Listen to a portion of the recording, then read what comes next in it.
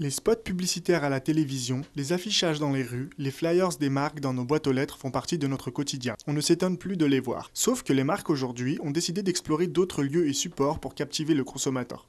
Les médias tactiques, comme on les appelle dans le jargon professionnel, sont des lieux et supports insolites qui permettent aux marques de communiquer. Cependant, on peut se poser plusieurs questions. Quel est l'impact de ces affiches sur le consommateur et ce type de communication incite-t-il réellement à l'achat? Pour répondre à ces questions et mieux comprendre la stratégie des marques, nous avons interrogé M. Guillaume Gutin, directeur de l'agence Communique, spécialiste en médias tactiques. Communique est une agence créée il y a 7 ans, qui est spécialisée dans les médias de proximité, les médias tactiques, et qui à l'origine a importé il y a 7 ans la publicité dans les toilettes des bars, restaurants, discothèques, salles de sport.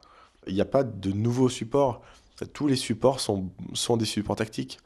À partir du moment où ils permettent d'être à des moments clés de la journée, le matin, le midi, l'après-midi, le soir. Donc quand on va déjeuner, quand on va dîner, quand on va à la salle de sport, tous les supports qui croisent notre regard sont des supports tactiques. Alors, comme on est à des moments de détente et de loisirs, le public est réceptif. Donc comme il est réceptif, d'abord il se sent pas agressé et on va chercher à des moments où il est assez ouvert, il est détendu. Donc il y a un côté dynamique, fun, décalé, qui rend une image plutôt positive du support. Donc il y a une mémorisation du coup qui est bonne. L'image de l'annonceur du coup est valorisée.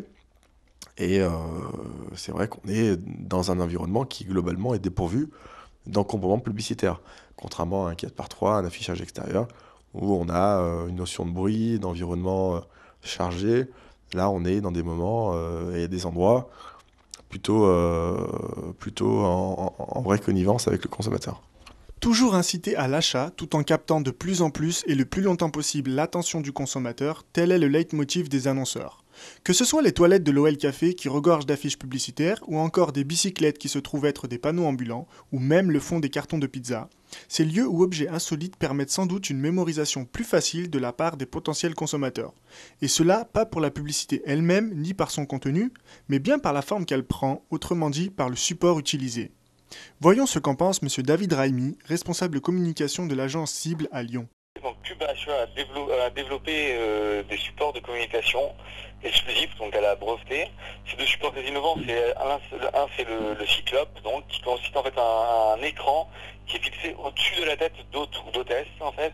Et donc dans ce support, il y a un contenu média qui permet donc à l'hôte de communiquer de façon optimale. Et le second, c'est donc le Seaman, qui est en fait un homme sandwich un petit peu redesigné, modernisé pour donner plus de mobilité à l'homme, voilà, avec un nouveau concept visuel. Ce reportage nous pousse à la réflexion suivante. Jusqu'où iront les marques ?